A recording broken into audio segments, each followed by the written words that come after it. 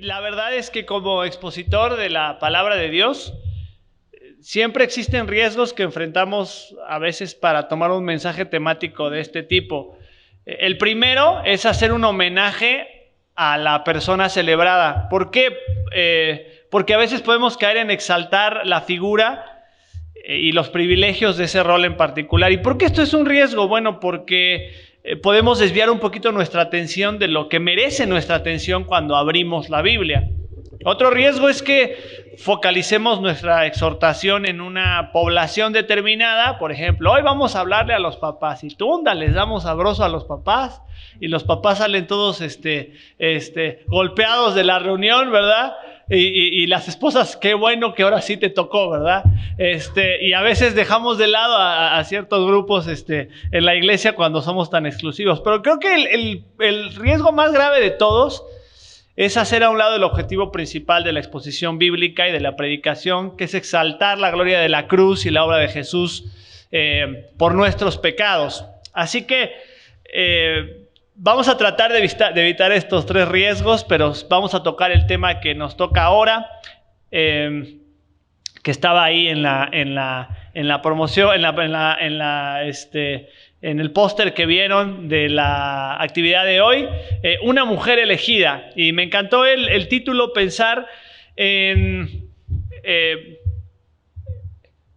que somos elegidos, ¿verdad? Y que hemos sido escogidos por parte de Dios. No es una cosa menor.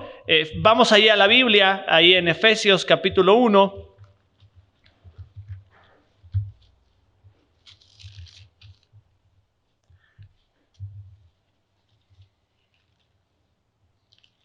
Dice el versículo 3, bendito sea el Dios y Padre de nuestro Señor Jesucristo, que nos bendijo con toda bendición espiritual en los lugares celestiales en Cristo, según nos escogió en Él antes de la fundación del mundo, para que fuésemos santos y sin mancha delante de Él. Qué difícil es tratar de llevar nuestra mente hasta aquel punto donde no existía el tiempo, ¿verdad?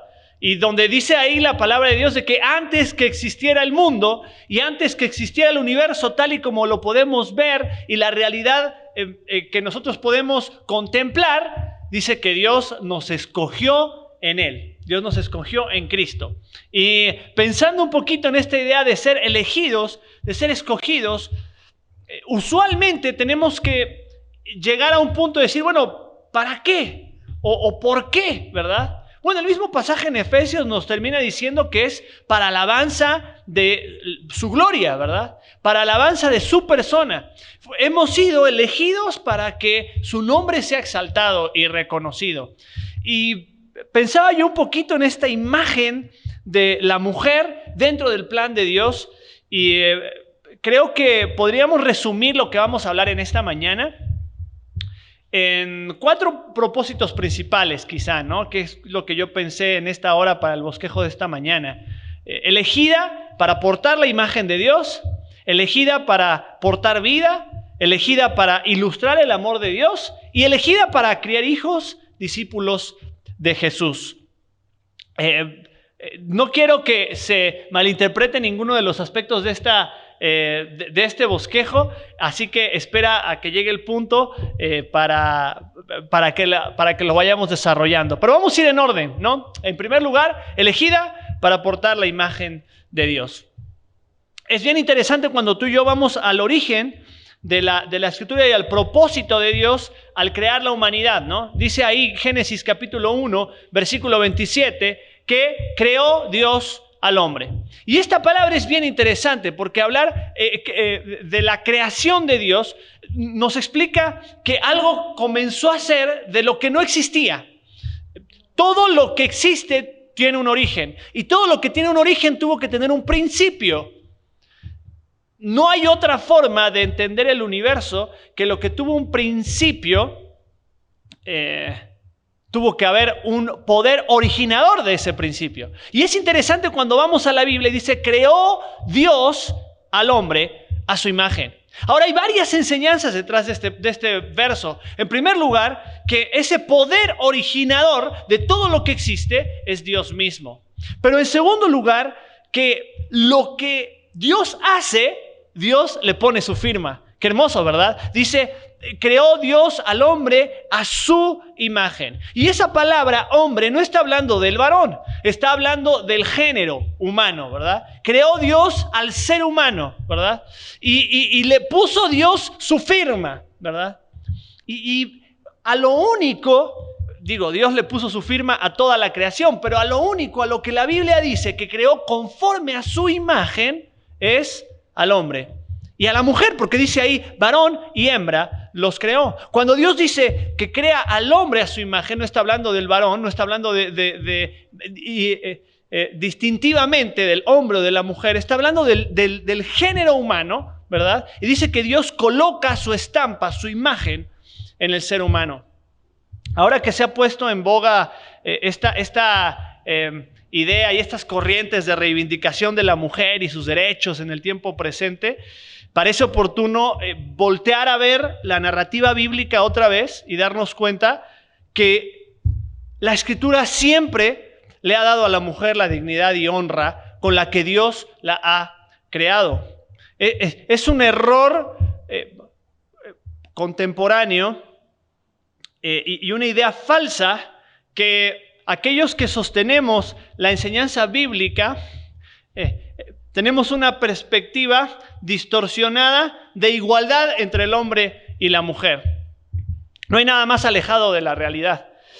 Ahora, no es el objetivo de este tiempo profundizar en la controversia de la justicia social y de todo esto que tiene que ver con términos de género.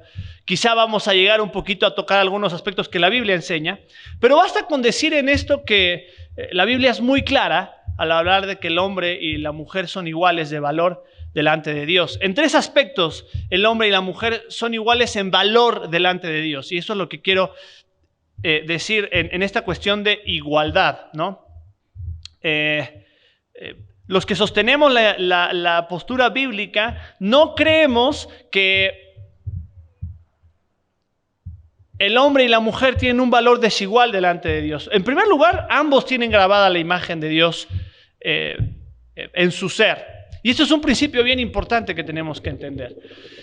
¿Qué significa esta idea de que tú y yo somos poseedores de la imagen de Dios? Bueno, que Dios nos creó de una forma particular al ser humano, un sello que no le puso a ninguna otra parte de su creación. Dios nos creó con intelecto para poder conocerle, con emociones para poder amarle, con voluntad para poder obedecerle y seguirle. Dios nos creó con intelecto para poder conocerle, con emociones para poder amarle y con voluntad para poder obedecerle y seguirle.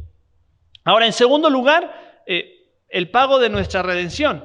Hablábamos de que de la imagen de Dios es una evidencia de que a los ojos de Dios hombres y mujeres tienen el mismo valor. Pero en segundo lugar, el pago de nuestra redención.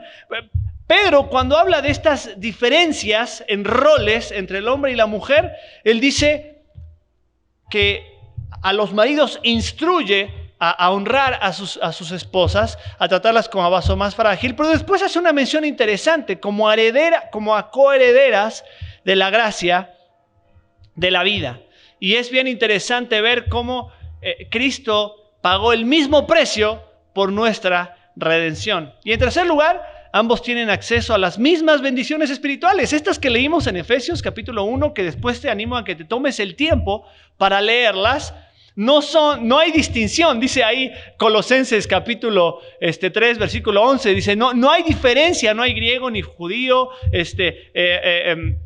bárbaro, ni escita, siervo, ni libre. Cristo es el todo en todos. Qué hermoso, ¿no? En Cristo no hay distinción ni acepción de personas. Esta expresión que Dios no hace acepción de personas, curiosamente aparece 4 veces en el Nuevo Testamento.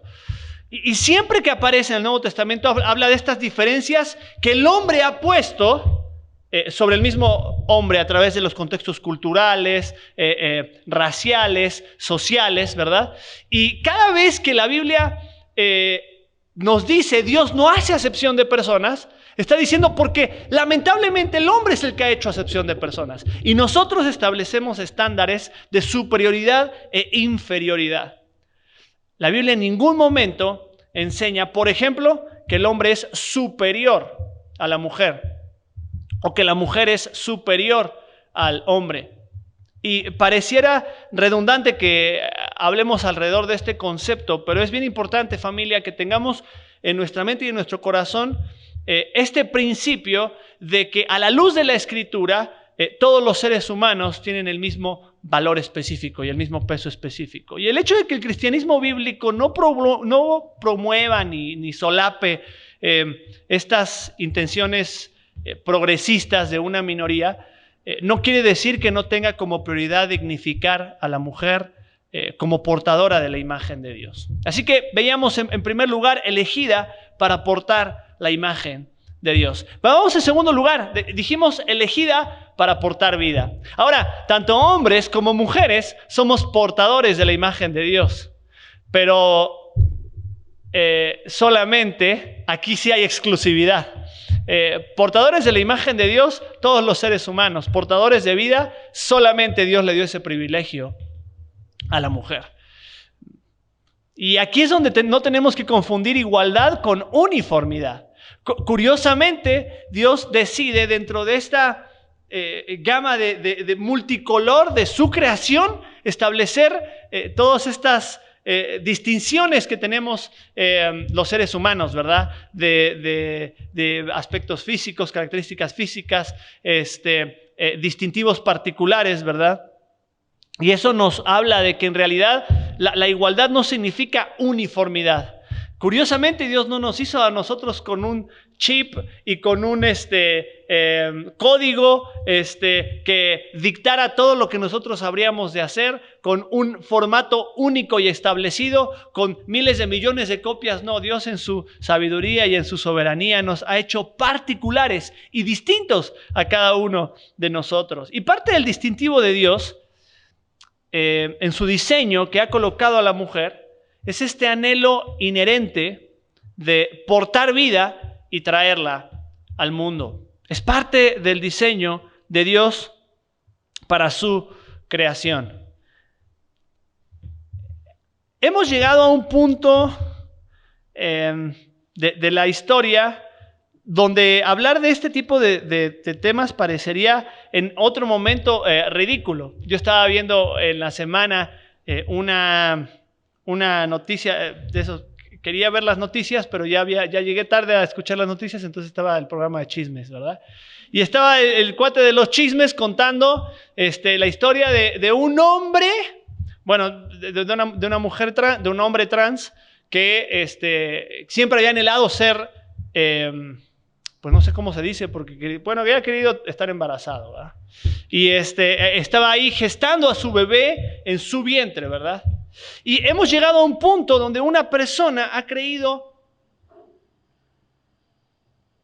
ha transformado la realidad de pensar que es un hombre que puede portar vida. Esa es la realidad que él ha asimilado en su mente y en su corazón. Soy un hombre que puedo portar vida. No importa cuántas veces tú repitas una mentira, no se convierte en una verdad. No importa cuántas veces tú digas que eso es una realidad, no se convierte en una verdad. Y ese es un principio espiritual importantísimo, familia. Nunca permitamos que la distorsión de la realidad se convierta parte de lo que nosotros interpretamos como la realidad. ¿Qué es? Jesucristo nos dijo, vas a conocer la verdad y la verdad te hará libre. Ahora, hay un problema con el concepto de la verdad. Hay una herramienta que tiene Satanás, una y nada más. Esa es su arma y es su arma favorita y es la más poderosa que ha utilizado. ¿Cuál es su arma?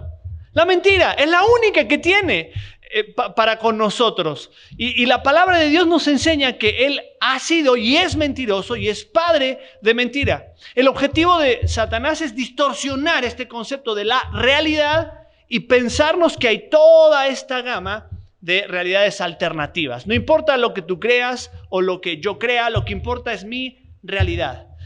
Platicaba yo con una persona sumida, inmersa en la mentira, ¿verdad? Y la persona me decía, lo que pasa es que tú no quieres entender cómo me siento y no quieres ponerte en mi lugar. Y entonces, por encima de la realidad está mi sentimiento. Lo que tú no estás entendiendo es cómo me siento, ¿verdad? No permitamos, mis queridos hermanos, no permitamos nunca que la mentira gobierne el lugar en nuestra mente para rechazar el consejo de Dios. Y quiero llegar a un punto importante hablando de este principio de la Escritura, del diseño de Dios para la mujer, elegida para portar vida. No importa cuántas veces digas o veas o leas que un hombre lleva fruto en su vientre.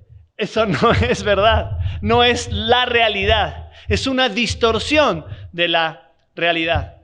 No importa cuántas veces te repitas una mentira, no se convierte en verdad. Ahora, hablemos de este anhelo inherente y natural que Dios coloca en el corazón de la mujer para convertirse en madre. Aunque puede ser un anhelo en muchas mujeres, no es una realidad en todas, ni es una obligación de todas las mujeres convertirse en madres. Hay muchas realidades que enfrentamos en la vida en la que hay mujeres que Dios simplemente en su soberanía no permite o no traen a luz, ¿verdad? O no dan a luz.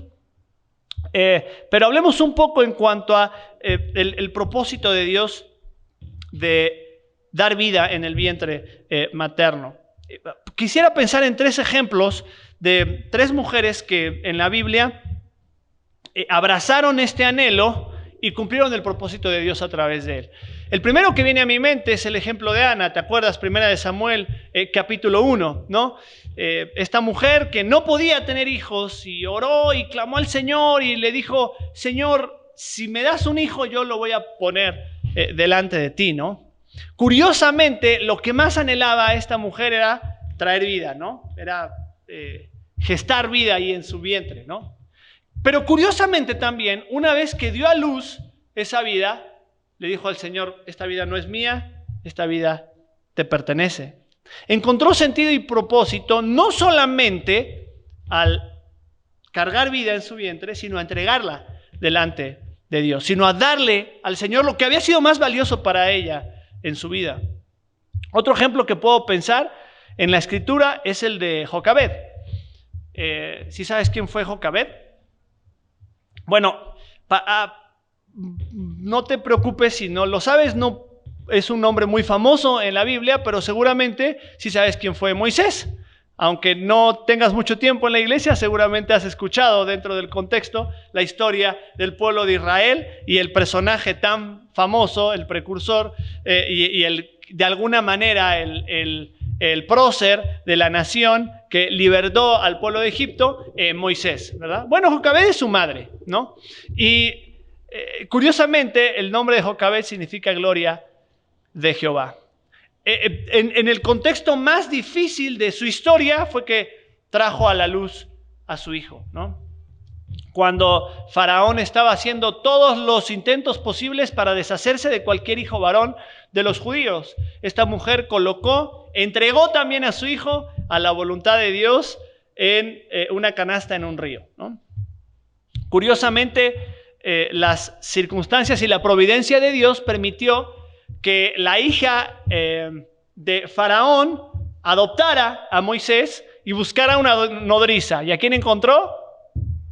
A Jocabed, ¿verdad? Y Jocabed, siendo la madre de Moisés, crió al pequeño Moisés, pero este privilegio que tenía Jocabed de criar a su propio hijo, siendo también su nodriza, duró muy poquito tiempo, porque era solamente mientras que el chico dejara el pecho, vamos a decirlo así, que en aquel tiempo era el periodo como de hasta los 3 años, ¿verdad? Probablemente Jocabed tuvo solamente 1000 días con su hijo. 1000 días con su hijo. Cuando nosotros vemos lo que ocurrió con Moisés después, fíjate, vamos a ir ahí a Hebreos capítulo 11, versículo 23.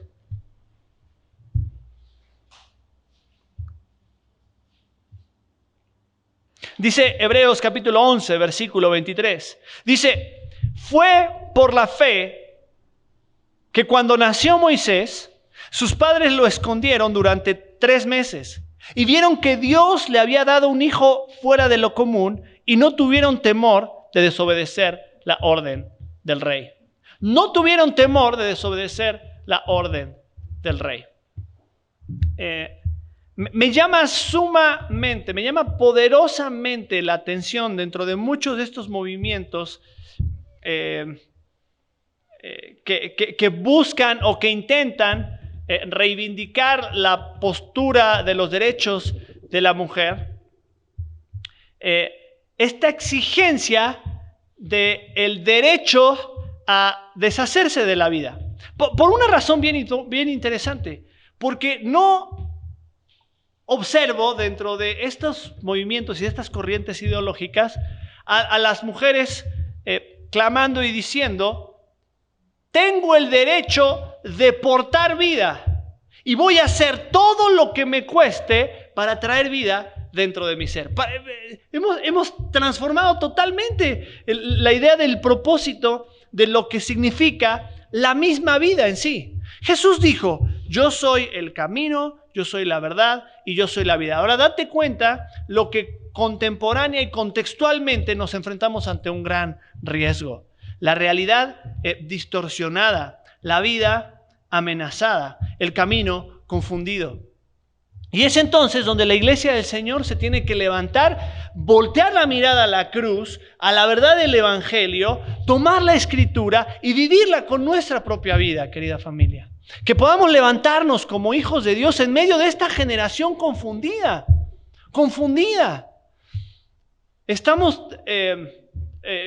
Tengo el privilegio de servir en un ministerio que trabaja en medio de los jóvenes.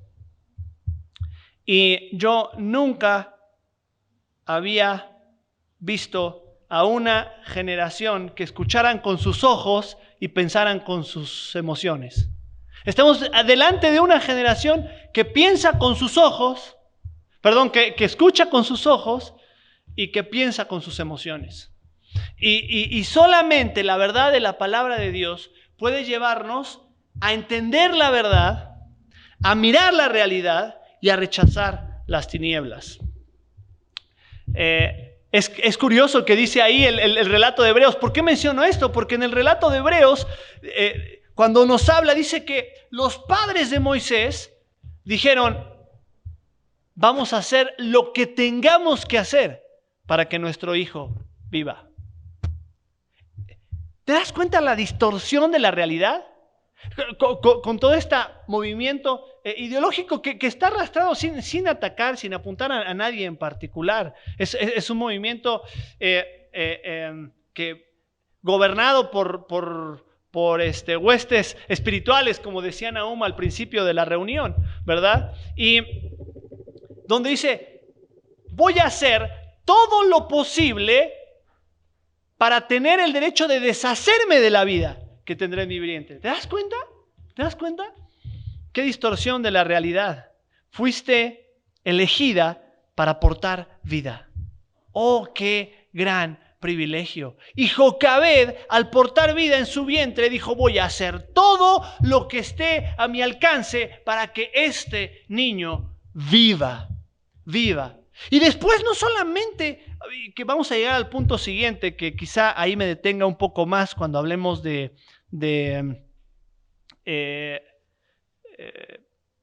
Jocabed, que tiene que ver con el punto siguiente, pero solamente detente a pensar por un momento en esto. Jocabed solamente tuvo 1000 días para trabajar y para estar con su hijo, porque fue criado por la hija de Faraón. Pero como nodriza lo tuvo solamente 1000 días. Estoy seguro que Jocabed aprovechó el tiempo con su hijo, y lo vamos a ver más adelante. Dentro de todos los derechos que exigen que la mujer debería tener, por alguna razón no se está mencionando el derecho de dar vida. No se está mencionando el derecho de traer vida al mundo. Y mientras que se pide el derecho a eliminarla, como decíamos. Ser portadora de vida es una bendición única y un privilegio que Dios ha decidido otorgarle, ese sí, exclusivamente a la mujer. Y es aquí donde quiero detenerme un momento a hablar de este tremendo privilegio que a la luz de la Escritura encontramos de convertirse en madres. Y no es un mensaje exclusivo para aquellas que son mamás o aquellas que no son mamás, o para la mujer en particular, sino que todos abracemos el principio de la Escritura, porque es imperativo entender que estas filosofías y corrientes de pensamiento contemporáneas van socavando el fundamento principal del diseño de Dios de la familia y ya forman parte de mucha de la mentalidad dentro de la iglesia. Una reciente encuesta hecha dentro del entorno evangélico arroja que la edad promedio en que las mujeres evangélicas se convierten en madres es casi a los 30 años. Casi a los 30 años. A mí no me extraña la encuesta porque yo me he dado cuenta en gente de mi generación, ya de mi edad, que yo no estoy tan chavo, ¿verdad? Apenas tengo 26, que, no sé, ya me veo mayor, ya nos pegó el señorismo, le digo a Fer que ya parecemos señores, ¿verdad? Hay datos bien interesantes. Por ejemplo, en nuestro país, aquí en México, los matrimonios disminuyen en un número de 20,000 cada año. Para 2017 ya había 3 divorcios por cada 10 casamientos. Y la soltería va en avance y es una característica de muchos de los países en desarrollo. El deseo de prosperar económicamente o alcanzar metas laborales demora a muchos en la búsqueda de pareja o de asumir la paternidad. Casarse y formar una familia no es una prioridad en las nuevas generaciones.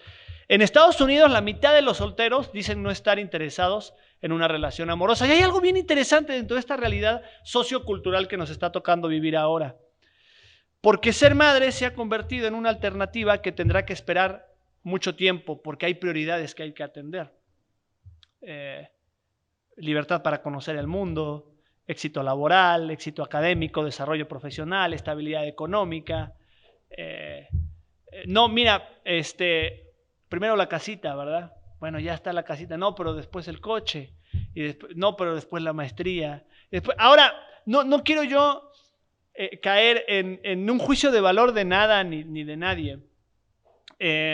Lo único que quiero que aterricemos en nuestra mente y en nuestro corazón en esta mañana es que hemos colocado esta bendición, este privilegio de la paternidad, vamos a hablar ahí de la maternidad, ahora particularmente de la maternidad, en un sector donde, es decir, yo no puedo alcanzar mis metas personales si tengo esto, porque me podría llegar a estorbar un poquito, ¿verdad? No nos gusta pensarlo así, pero detrás de esta idea existe esta realidad. Ahora, no quiero que me malinterpreten, mis hermanos. Si Dios te permite estudiar, desarrollarte económica, académicamente y crecer, mi hermana, si Dios te permite crecer en el ámbito laboral y ser una persona de influencia, gloria a Dios, que el Señor te permita seguir creciendo. Pero no pensemos ni por un momento que, y lo vamos a ver en el siguiente punto, no pensemos ni por un momento que la maternidad es un estorbo para el éxito o la realización. Tenemos esta idea que realizarnos implica ser reconocidos. Claro, como estamos en un contexto donde todo lo que se vea en Instagram es importante y es relevante, entonces estas cuestiones de andar limpiando chamacos y andar ideándome, ¿y ahora qué voy a hacer de desayuno? No sé si les pasó en la pandemia y si ya se me acabó el repertorio de los menús para los desayunos, ¿verdad? No, eso no es relevante, eso no es tan importante. Lo importante es lo que se pueda ver y lo que se pueda reconocer. Ahora, fuiste elegida para portar la imagen de Dios, pero fuiste elegida para traer vida. ¡Qué tremendo privilegio! Y ahora vamos a hablar en relación a traer vida, lo que significa ser elegida para ilustrar el amor de Dios. Curiosamente, la primera revelación del diseño y cuidado de Dios es la maternidad. Lo primero que Dios, la primera exposición que Dios coloca al ser humano para entender el afecto, el amor y el cuidado es la maternidad. ¿Te das cuenta? La primera imagen que Dios utiliza para que tú y yo entendamos lo que es el amor y el cuidado es la imagen de mamá. La maternidad es esta primera relación, este primer vínculo de vida. Nuestra madre es con quien hacemos el primer contacto con la humanidad. y es la primera evidencia de la gracia, del cuidado y de la misericordia de Dios. ¿Qué dice el Salmo 139? Dice, porque tú formaste mis entrañas, tú me hiciste en el vientre de mi madre, dice el Salmo 139. Y esta idea de cuidado y de propósito y de diseño se ve reflejado en primera instancia, el primer contacto que tenemos con el cuidado de Dios es a través del cuidado materno. Y cuando Dios ilustra su profundo amor por los suyos y su compasión y su cuidado, utiliza esta imagen del vínculo de padre e hijo para hacerlo. Mira lo que dice Isaías 49:15. Isaías 49:15 dice, ¿será olvidada la mujer de lo que dio a luz para dejar de compadecerse del hijo de su vientre? Está haciendo una pregunta retórica de una manera poética Isaías. Está diciendo, a ver, una mujer puede ser insensible ante ese instinto natural que tiene de cuidar de su cría, de su hijo, ¿verdad? Claro, los hombres nos podemos olvidar al niño en el coche, ¿verdad? Pero las mujeres, por alguna razón, tienen ese radar. Es más, cuando te olvidas al niño en el coche, tu mujer te habla cuando entraste a la oficina porque algo se le prendió que tiene un radar, hace una cuestión sensorial ahí, ¿verdad? Es algo inherente que Dios coloca en el corazón de la mujer, ¿no? Pero fíjate la pregunta retórica que hace Isaías. Dice, ¿se olvidará la mujer de lo que dio a luz para dejar de compadecerse del hijo de su vientre? Las preguntas retóricas usualmente se responden por sí mismas. A ver, ¿de verdad una mujer con instinto materno va a deshacerse de su hijo así porque sí? La respuesta natural es no, claro que no. Pero aún así, Isaías dice, bueno, aunque ella se olvidare, porque somos seres falibles y corruptos y corruptibles, ¿verdad? Dice, yo no me olvidaré. ¿Te das cuenta? Utiliza esta imagen de este cuadro con la madre. Capítulo 66 de Isaías, versículo 13. ¿Se olvidará la mujer de lo que dio a luz para dejar de compadecerse del hijo de su vientre? Dice, aunque ella se olvidare, yo nunca me olvidaré de ti. Creo que me equivoqué del pasaje, pero sí quería leer el otro. ¿En cuál me equivoqué? En Isaías 49, ¿verdad? Pero sí lo quería leer igual. No, en el 66. Lo quiero leer igual. Isaías 66, 13, que dice, como aquel a quien consuela su madre, así os consolaré yo a vosotros. Utiliza otra vez este paralelismo, donde utiliza la imagen de la madre para hablarnos del amor y el consuelo de Dios. Y en Jerusalén tomaréis consuelo. Así que, bien, eres elegida para llevar la imagen de Dios, elegida para portar vida, elegida para ilustrar el amor de Dios. Pero por último, y quizá lo más importante, es que ha sido elegida para criar hijos e hijos discípulos de Jesús. Antes de que se malinterprete este punto, quiero que nos detengamos a ver el ejemplo de la vida de una mujer. Hechos capítulo 16. Hechos 16. Dice la Biblia que Pablo, al iniciar su segundo viaje misionero, dice Hechos 16, que llegó a Derbe y a Listra. Y aquí había allí cierto discípulo llamado Timoteo, hijo de una mujer judía creyente, pero de padre griego.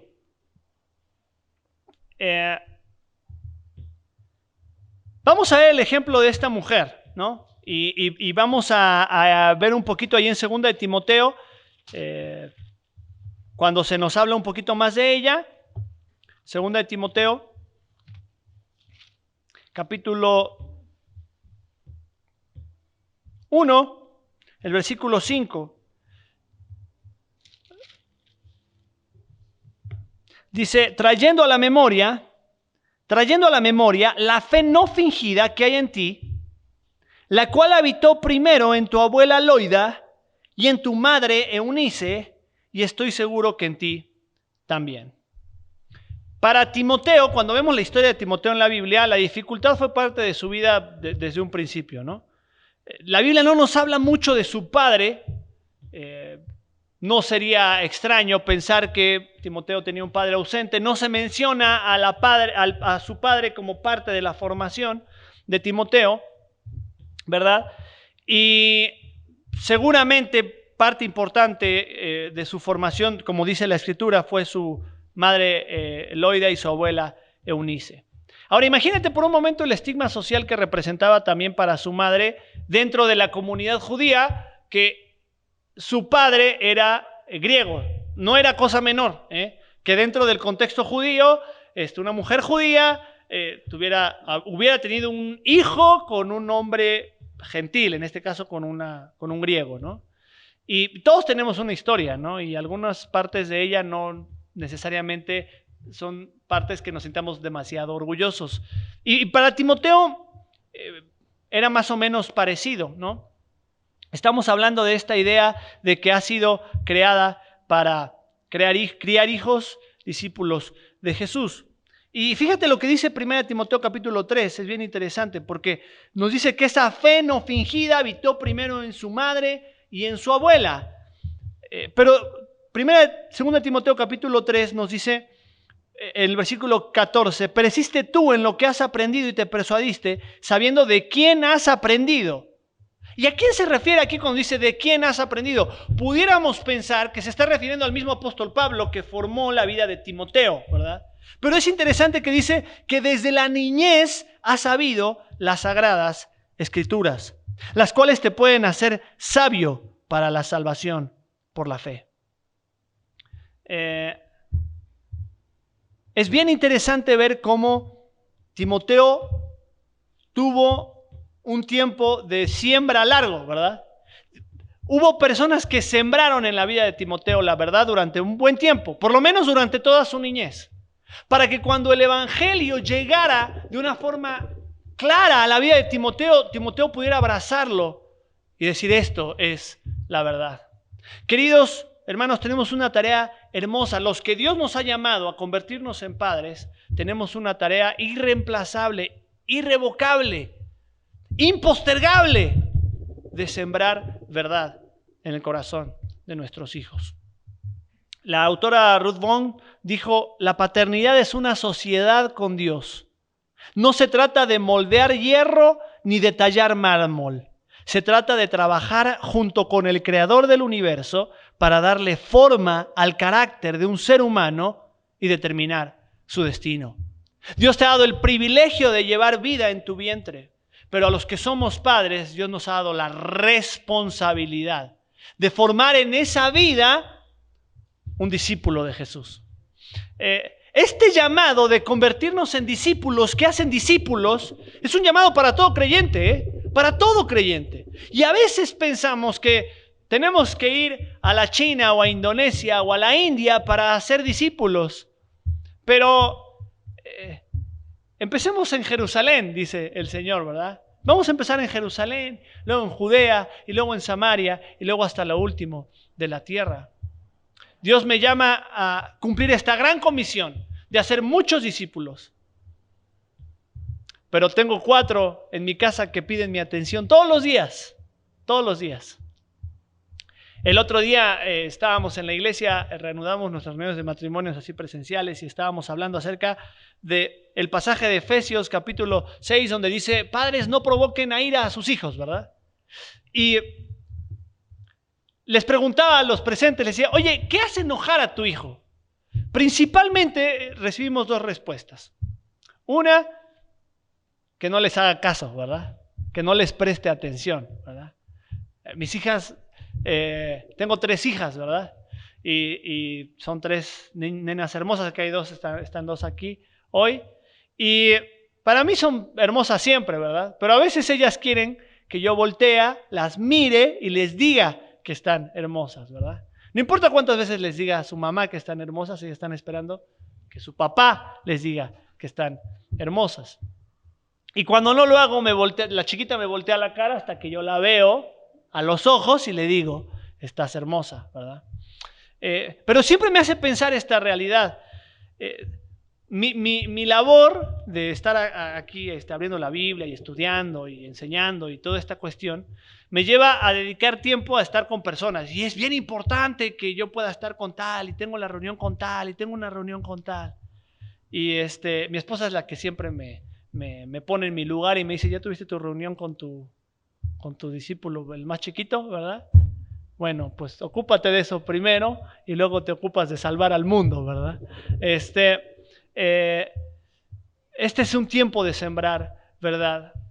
Queridos hermanos, a los que Dios nos dio el privilegio de ser padres, que hay algunos aquí,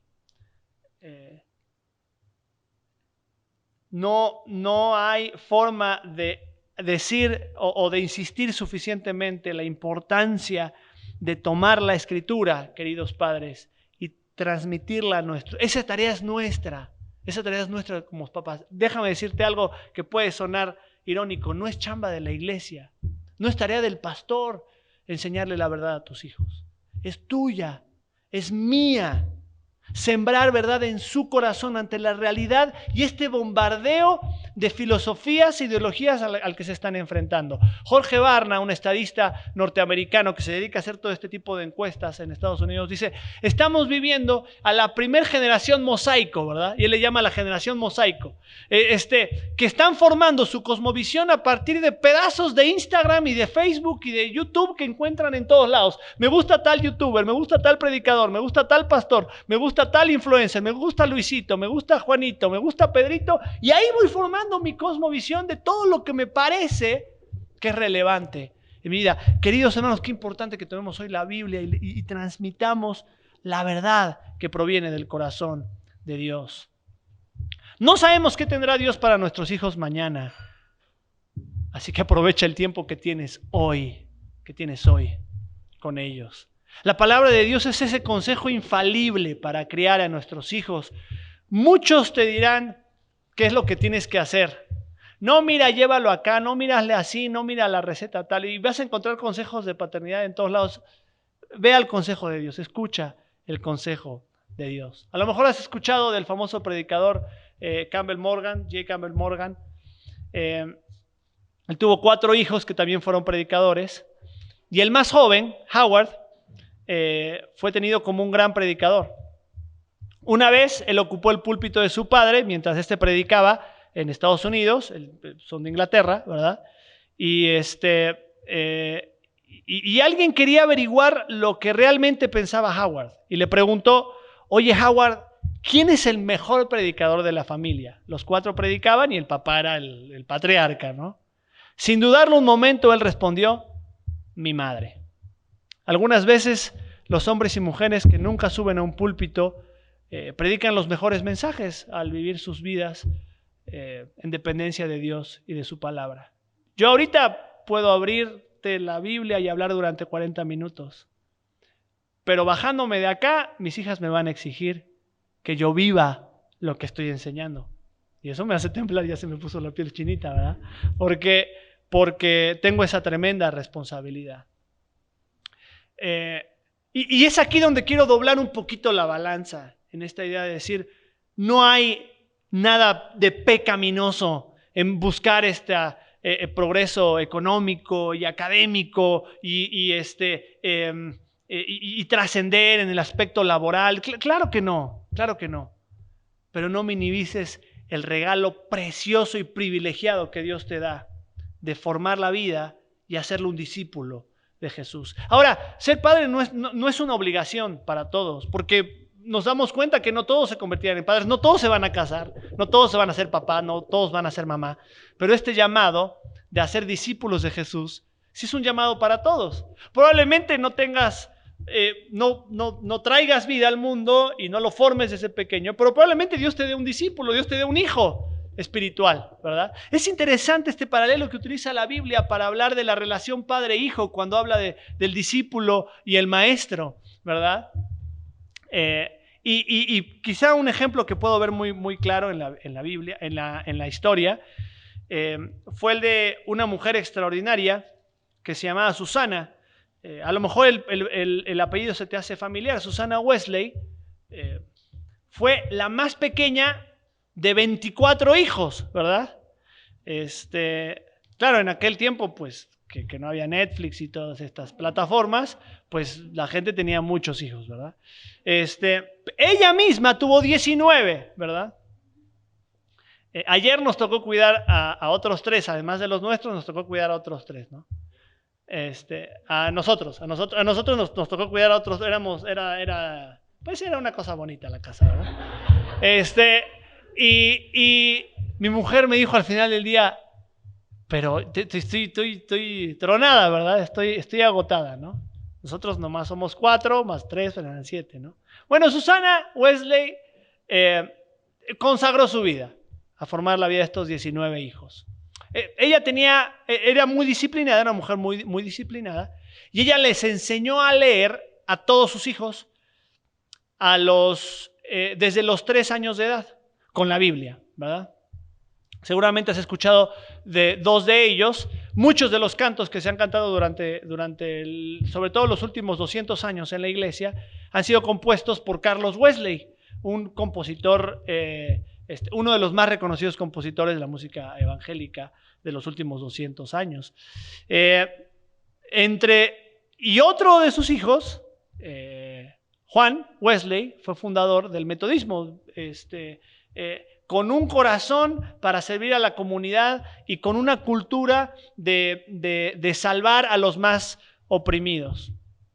Claro, seguramente Susana no atravesó el continente, o no terminó una maestría, o no acabó un doctorado, o no rompió el famoso techo de cristal que todo el mundo inventó, ¿verdad? Pero formó la vida de personas que trascendieron y que conquistaron el mundo. Cuando obras en fe, vas a encender una llama que se transfiere a tus hijos y a los hijos de tus hijos, y Dios nos llama a levantar una iglesia donde levanten alto la palabra de vida y donde podamos reflejar la imagen de Dios en todo lo que Dios nos ha, donde Dios nos permita alcanzar. Vamos a orar y vamos a terminar este tiempo con su palabra en esta hora. Señor, te damos gracias por tu palabra, que es verdad. Te pedimos que nos santifiques por medio de ella, que nos limpies, que nos hagas pasar, Señor, por las aguas de la confesión, de la purificación en esta hora. Que lo que traiga a nuestra mente y a nuestro corazón tu palabra, hoy podamos ser sinceros y quizá decirte, Señor, no hemos obrado en nuestra vida ni caminado en nuestro andar como representantes de tu imagen. Señor, no hemos ponderado el privilegio que significa portar vida. Quizás, Señor, no hemos sido un modelo de amor y de compasión para nuestros hijos que tú quieres que reflejemos. O quizás, Señor, y más triste, no estamos haciendo el trabajo más importante que nos has dado, que es de hacer discípulos. Señor, aviva nuestros corazones y levanta tu iglesia, Padre, para que cumplamos con el llamado que nos has dado en medio de esta generación maligna y perversa. Señor, te agradezco tanto por cada una de las mujeres en esta iglesia que en tu gracia les permite ser mamás, por